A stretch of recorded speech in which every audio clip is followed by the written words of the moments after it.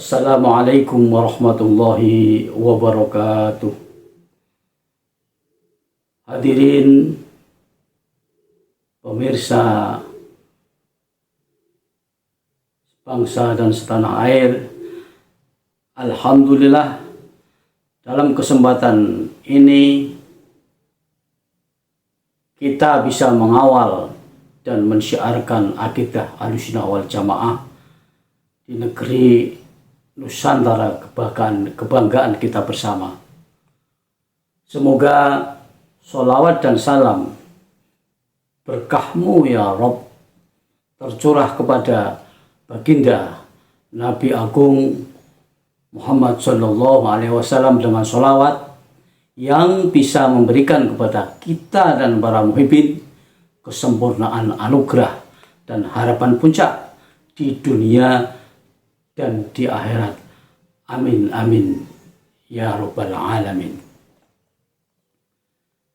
Saudara hadirin pemirsa,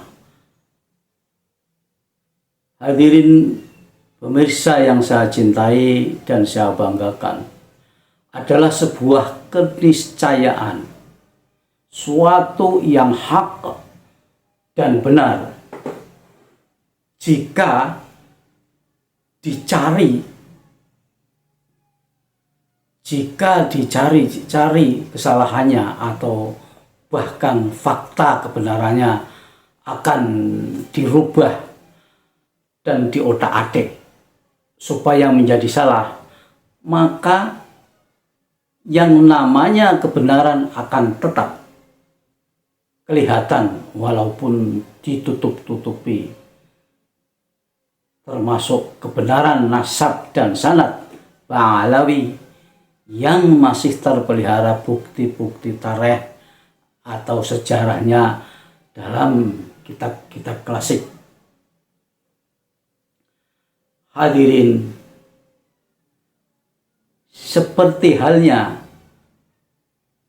tesis Imaduddin Banten, walaupun dibumbui dengan nama besar yaitu Kiai Haji Imaduddin Al-Bantani, yang seakan-akan supaya kelihatan yang bikin tesis adalah ulama besar, ada Al-Bantaninya, tapi tetap tercium gelagat orasi yang mencurigakan. Kenapa kami curiga dengan Imaduddin? Karena bahwa Imaduddin adalah seorang ustadz yang kemasyhurannya tidak terkenal, hanya tingkat kecamatan, dan itu pun masih banyak yang lebih alim. Anehnya diberi gelar Kiai Haji dan label nama Lakob Al-Bantani. Masya Allah, nama itu.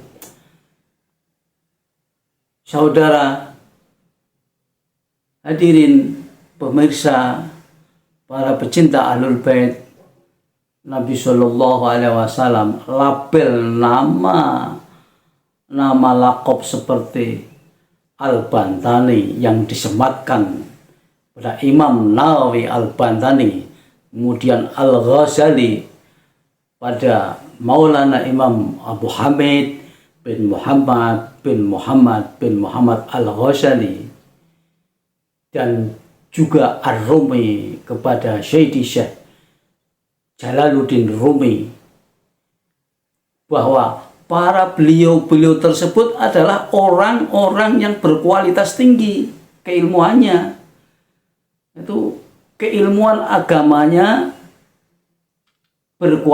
berkualitas tinggi dan bertaraf ulama sebagai warasatul anbiya. Jadi tidak tanggung, bukan setingkat Imaduddin yang masih ecek-ecek. Namun maaf, kami tidak merendahkan, namun faktanya Imaduddin bukan seorang ulama, tapi dibesar-besarkan namanya supaya tesisnya laku. Itu pun masih melebar mencari dukungan ke BRIN tentang DNA. Selanjutnya kepada sejarawan Profesor Dr. Anhar Gonggong. Beliau sejarawan tapi bukan sejarawan Islam dan tidak mengenal sekali tentang nasab dan sanad Pahlawi. Mungkin artinya sanad aja nggak ngerti. Jadi komennya itu tidak berbobot.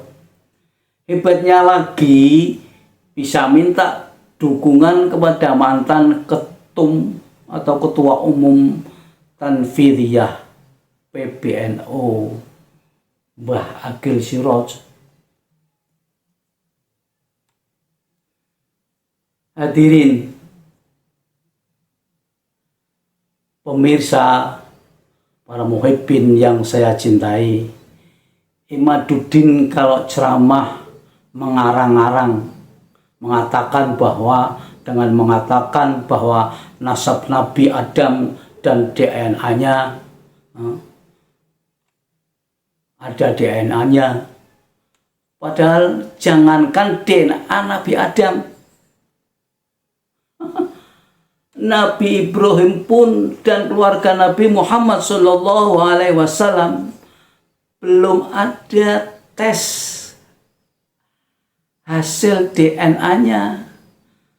Dan sampai sekarang kebenaran DNA yang disampaikan Imaduddin masih dipertanyakan.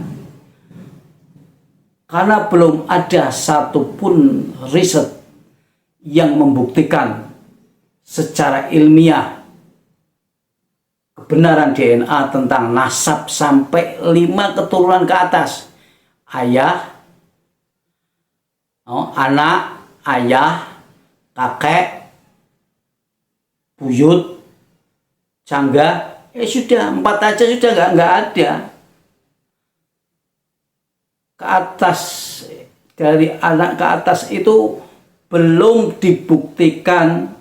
Hanya yang terbukti dari urutan anak ke ayah dan ke kakek, tiga generasi. Itu pun sampai di tingkat kakek, penyebaran kromosomnya DNA. Itu penyebaran kromosomnya DNA itu sudah terlalu banyak. Itu jadi tidak benar ocehannya Imaduddin tentang DNA. Kemudian tentang kajian kitab tarikh, itu kajian kitab tarikh sudah jelas.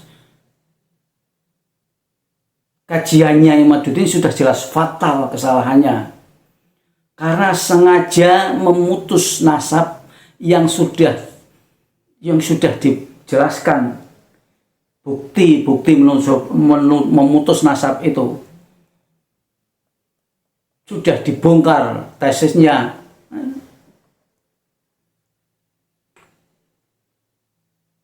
Bongkar tesisnya tersebut oleh seorang santri dari Pondok Pesantren Futuhiyah Banten. Jadi dengan seorang santri saja sudah terbukti kalau Imaduddin itu bohong, mengarang dan mengotak-atik, maka tidak perlu dilayani atau dijawab lagi karena sudah tidak bisa dijadikan rujukan. Maka siapa saja yang merujuk ke tesis Imaduddin seperti Gus Ubat, Gus Fuad, Gus Ilyas, Kang Mufid, semua ocehannya hanya provokasi yang tidak berdasar. Karena sudah jelas rujukannya salah. Jadi barang salah itu kalau dibesar-besarkan itu justru tercium baunya.